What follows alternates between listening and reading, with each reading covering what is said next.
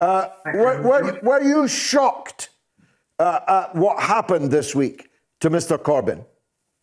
No, not really, George. I predicted it, in fact, and I indeed was dug out a speech, actually, from about 3 years ago, where I made that very point, that it's not really me that they're after, or Ken Livingstone, or Jackie Walker, Mark Wadsworth, or the hundreds or thousands of grassroots members that had been thrown under the bus. Ultimately, what they were about, the enemies of Jeremy Corbyn, were to topple him and to destroy any semblance of a socialist programme within the Labour Party. And what is happening to Jeremy now is in very many ways similar to what happened to me. If you remember, I was suspended, then I was readmitted to the party following a panel of the National Executive Committee who met and went through the accusations and decided to reinstate me. Within 48 hours, I'd been resuspended, but this followed an outpouring of opposition from the large proportion, anyway, of the Parliamentary Labour Party. Over 100 Labour MPs and around 50 Labour peers had signed a motion to go to the next Parliamentary Labour Party meeting, calling for the whip to be withdrawn for a year from me and for an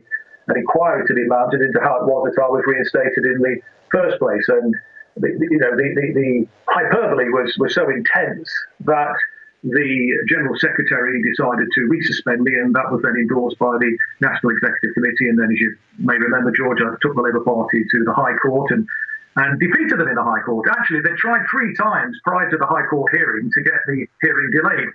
I was calling for an expedited hearing on the grounds that there was likely to be an early election.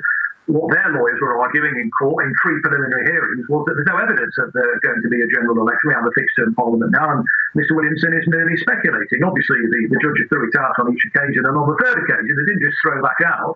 They actually set a date for the hearing to take place. Within 36 hours, I received a new communication from the party. When I first saw it, I thought they'd seen sense and were going to pull back from the brink. But no, it was to issue me with a third suspension, to say, we know you're already suspended, but irrespective of the outcome of that suspension, you will remain suspended because there are these additional new allegations.